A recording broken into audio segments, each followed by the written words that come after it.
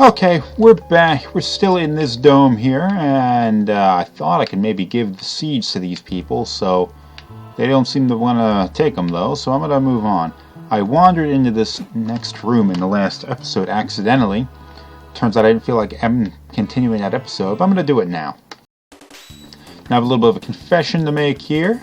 This is not the first time I tried recording this episode. It didn't really work out for me before.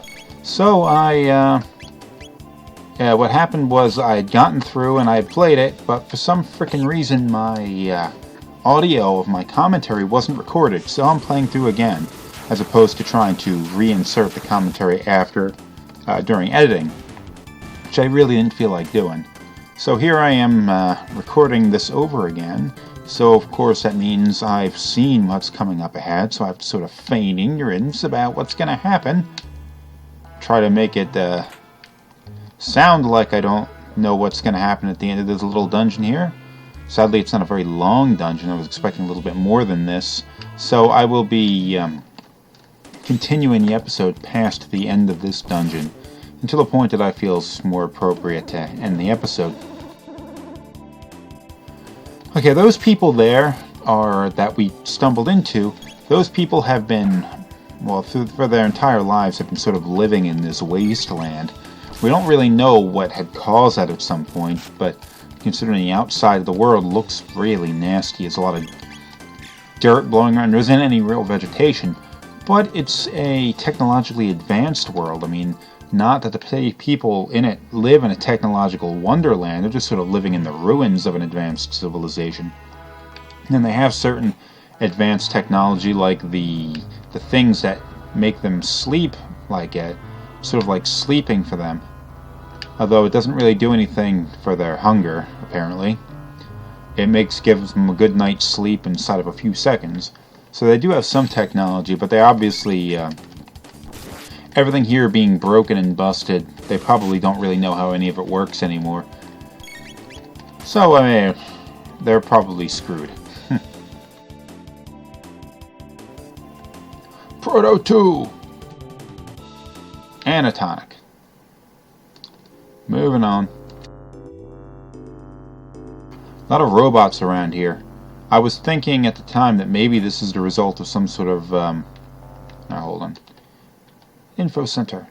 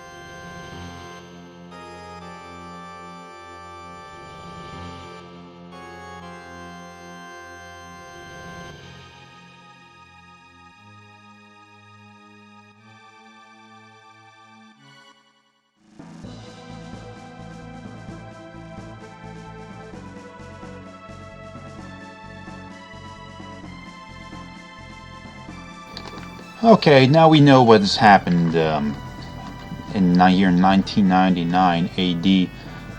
This actually is like 2,300, so it's around 301 years ago that this event occurred. A creature called Lavos broke out of the ground in like a newly formed volcano and just fucked the world up. So, well, our heroes here have decided, oh, you know what, we're gonna go do something about that. Wouldn't that be swell if we went and saved the world? And that's apparently in the state of mind that they're in right now. Like how these monsters are attacking each other.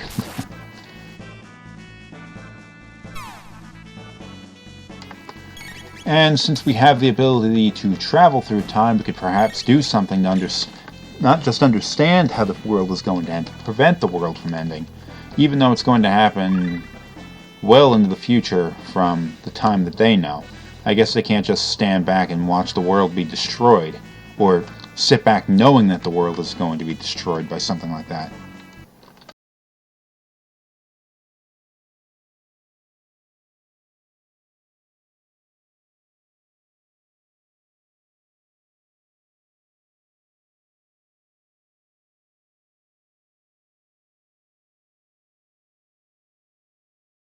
I was here a minute ago, didn't I tell you?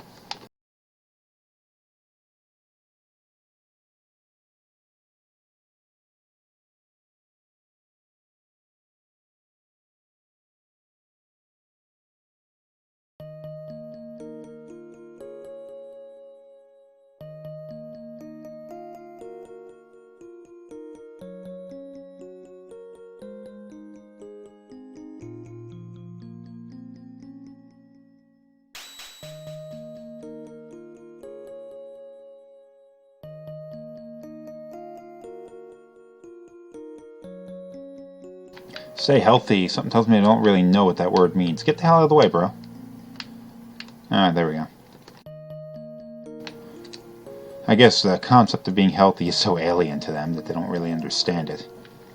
People just sort of irking out barely an existence in these various domes, and the people are so weak and unable to defend themselves that the robots that exist in all these areas have essentially cut off the various domes from each other, so they really don't know what's going on between them. That's kind of creepy.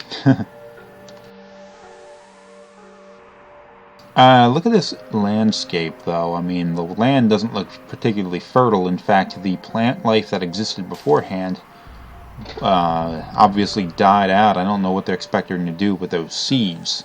Plus, if we manage to save the world, they won't need to do this anyway because the world will not have been destroyed. Of course, stopping something from such a major event from occurring 300 years before this point in the game will have some pretty significant ramifications for the world, considering that changing the world to such an extent will probably make it so all the people that exist in this time period don't really exist then, but I'm pretty sure they weren't really thinking of that kind of thing when they were making a story for this game, so let's not really even consider that.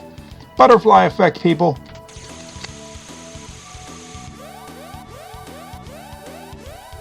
Let's go kick some ass.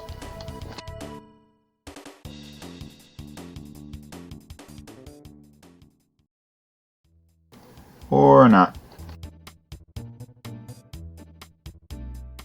Guy's got wheels attached to his back.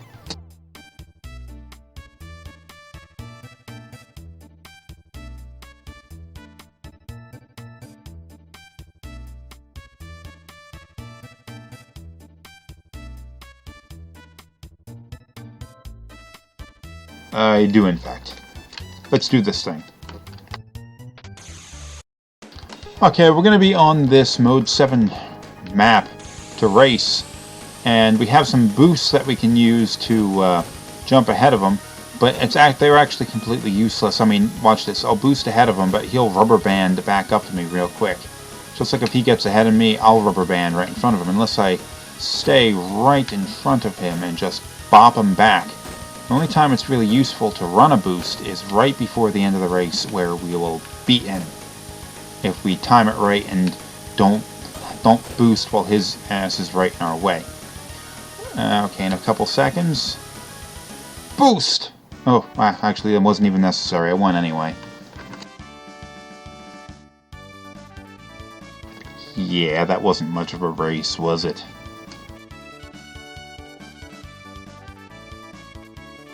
At least the white lines in the middle of the road have survived.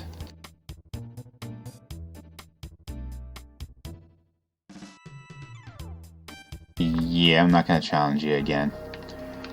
Anyway, reached the other side, and not this one here, factory, but down here is where I will find the next part, Protodome. That's where I was going, and I'm going to be getting there in the next episode, though. So, thanks for watching, and goodbye.